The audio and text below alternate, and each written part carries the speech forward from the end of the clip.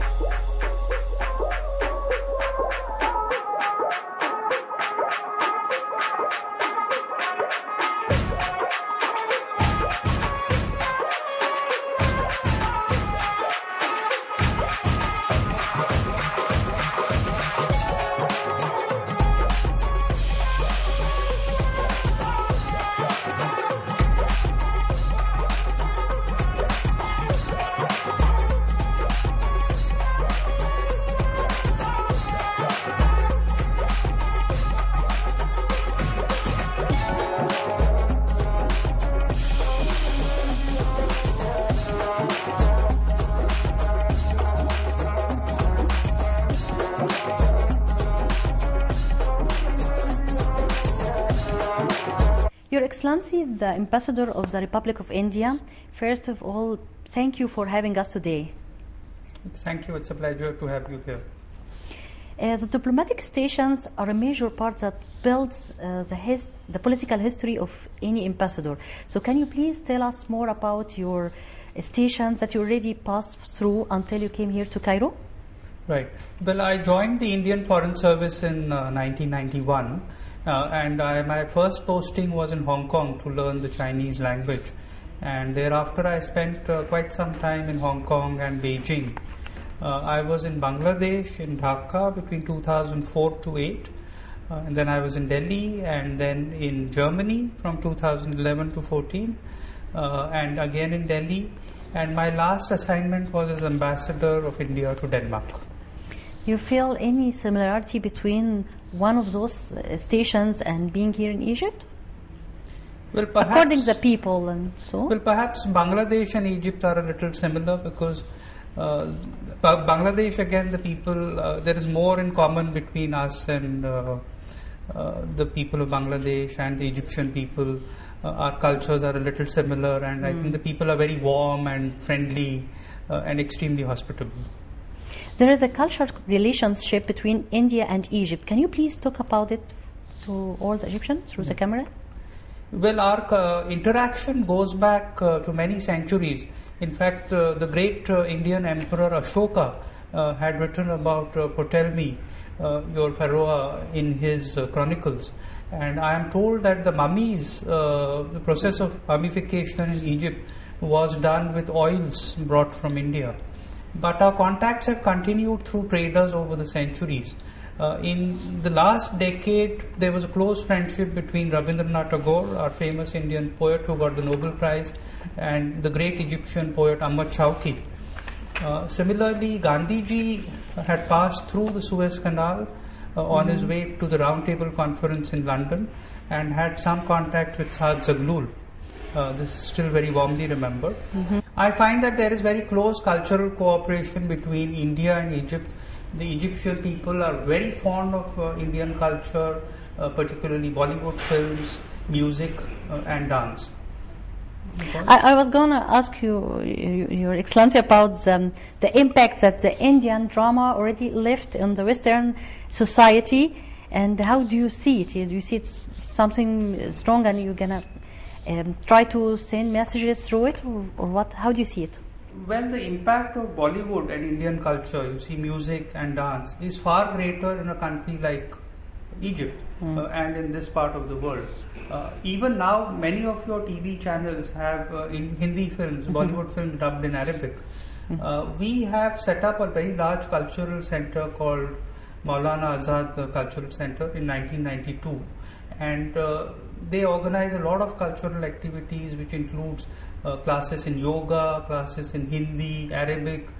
They organize a number of cultural activities. We have been participating in festivals like the Cairo Film Festival regularly. In fact, two of our famous producers are here for the Cairo Film Festival. The famous Indian music composer A.R. Rahman. And the Nile Festival, the Yes, Indian Festival yes, by the yes. Nile. So about 10 years back, we started a very major festival called India by the Nile. And usually it was held in the earlier part of the year, and this includes a very wide range of cultural activities ranging from film festivals to dances to food festival, etc. And we are indeed in the initial stage of planning for next year. That's very great.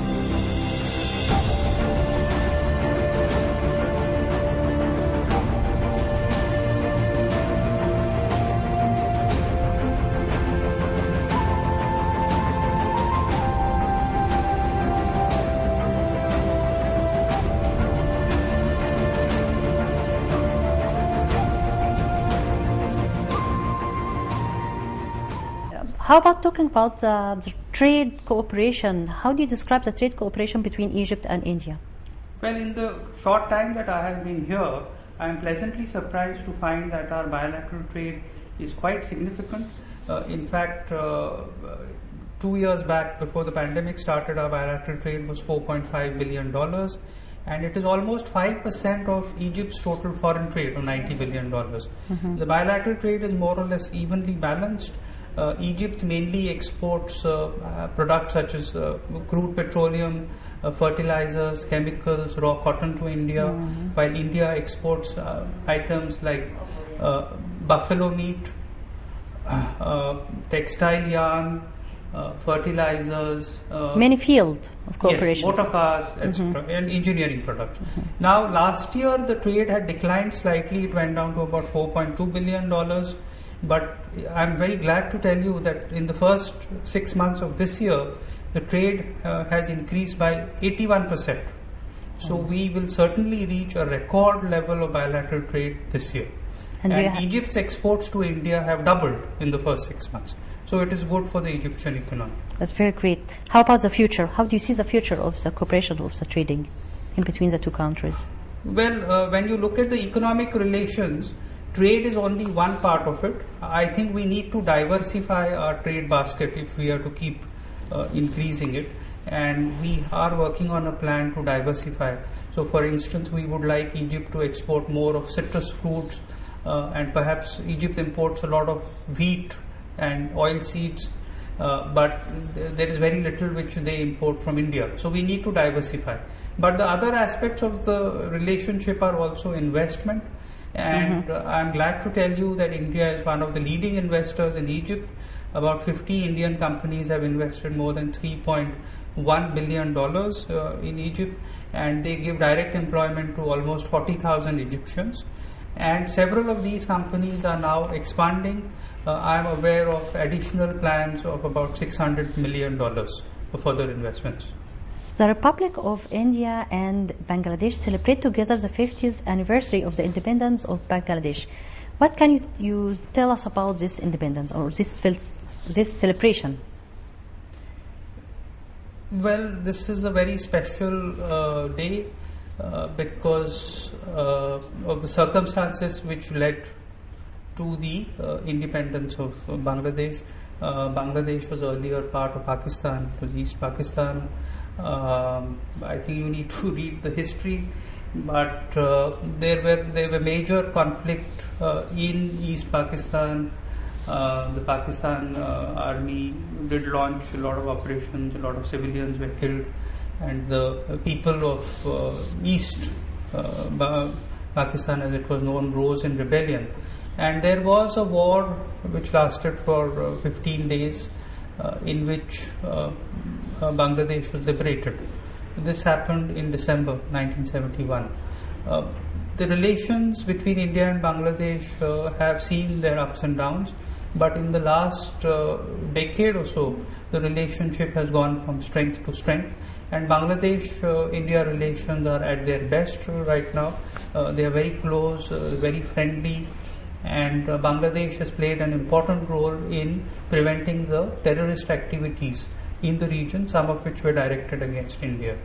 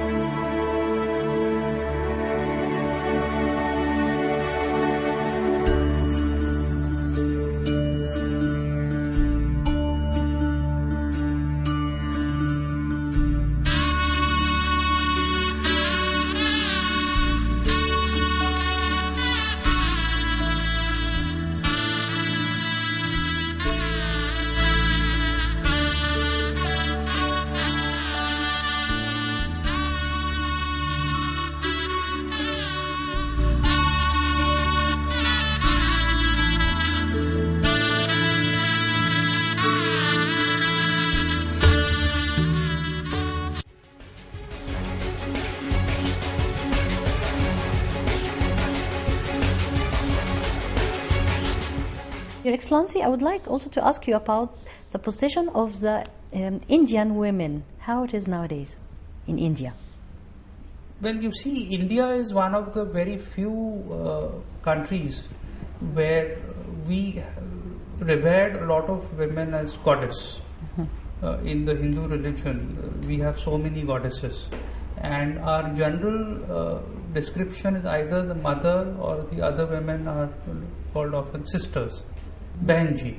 So there is a very underlying sentiment of respect for women.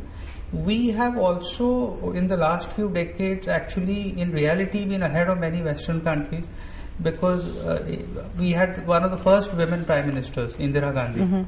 At a time when some of the Western countries did not allow women to vote, she was the prime minister. Even in the 1930s, Mrs. Sarojini Naidu was the president of the Congress party. So we have a history of women holding high positions, and the status of women continues to improve rapidly in India. Some of the top CEOs of Indian business are women. about 2 or 3 years ago, 5 of the most important banks in India had women as their CEOs. Now more and more women are joining even the armed forces.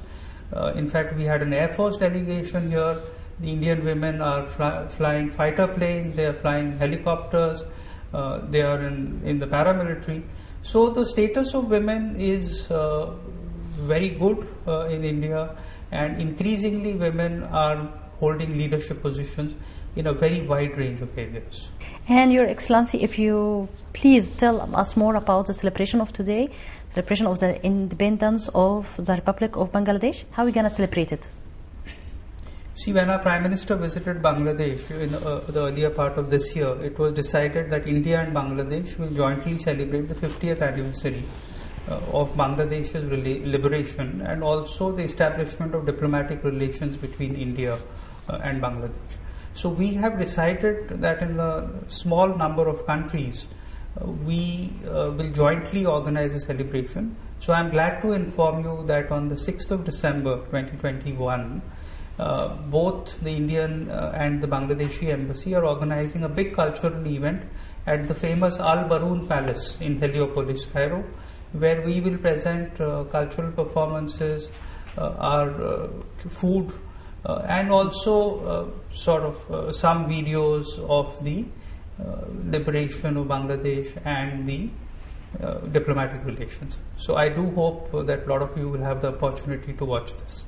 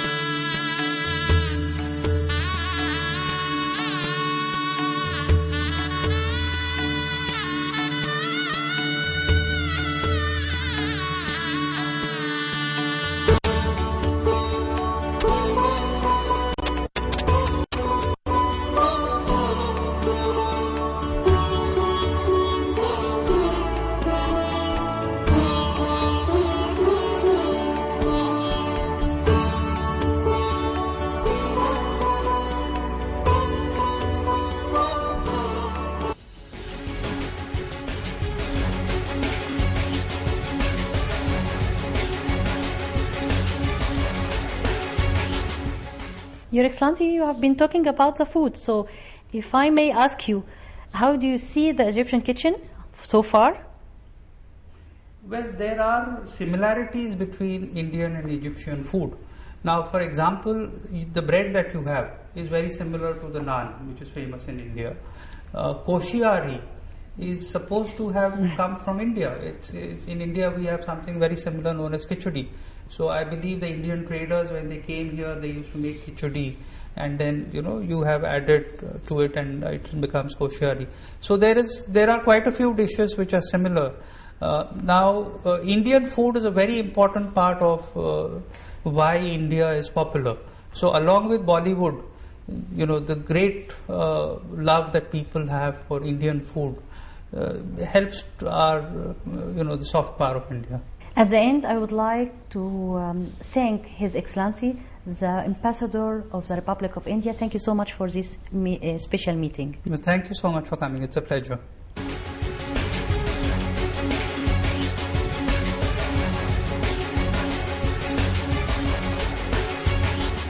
انتهت حلقتنا النهارده وانتهى موعدنا مع معالي السفير أجيت جوبتي سفير جمهورية الهند بالقاهرة. على وعد بميعاد آخر في سفارة أخرى وموعد في السفارة. شكرا وإلى اللقاء.